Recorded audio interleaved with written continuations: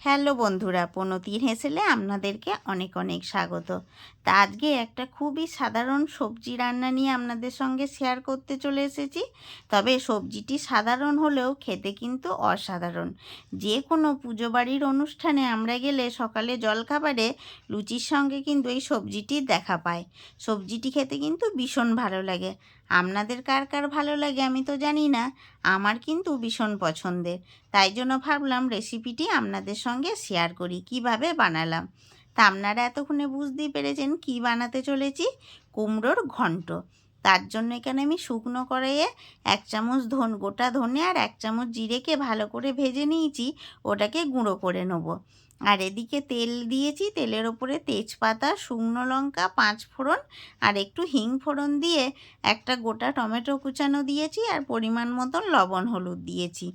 আর এখানে সবজিটাকে কিন্তু আলাদাভাবে ভাজার দরকার নেই, এইভাবে মশলার সঙ্গে কষিয়ে নিলে হবে। তবে এই সবজিটি রান্নার টাইম একটু বেশি পরিমাণ তেল লাগবে, কিন্তু সেটি দিতে হবে। আর এটা আমি সর্ষে তেলে বানিয়েছি। আর তার সাথে একটুখানি জিরে আর একটু আদা আর একটুখানি কাঁচা লঙ্কার পেস্ট দিলাম, যাতে খেতে আরও সুন্দর লাগে। তারপরে সবজিগুলোকে দিয়ে ভালো করে আমি এখানে নাড়াচাড়া করে নেব। আর এখানে সবজির মধ্যে কুমড়ো আলুর সাথে একটু গাজর, একটু মটরশুঁটি আর একটু পটলও আমি দিয়ে দিয়েছি, যাতে খেতে আরও সুন্দর লাগে। তো এইভাবে ঢাকা দিয়ে দিয়ে খানিকক্ষণ ধরে আমি কষিয়ে নেব। যেই কষানো হয়ে একটা সুন্দর স্মেল বেরোবে, তখনই আমি এখানে পরিমাণ মতন জল দিয়ে সবজিগুলোকে সেদ্ধ হতে দেবো। এবার দিয়ে দেবো লবণ, আর একটু পরিমাণ লবণ আর দিলাম কাঁচা লঙ্কা দিয়ে ভালো করে আমি ঢাকা দিয়ে 5 মিনিট মতন সেদ্ধ করে নিয়েছি। 5 মিনিট বা সবজিটা আমার প্রায় সেদ্ধর দিকে, সেই টাইমে দিয়ে দেবো হচ্ছে আমি মিষ্টিটা। তবে সবজিটা সামান্য একটু বাকি থাকতেই মিষ্টিটা দিলে সবজির ভেতরে ভালোভাবে মিষ্টিটা কিন্তু ঢুকে যায়।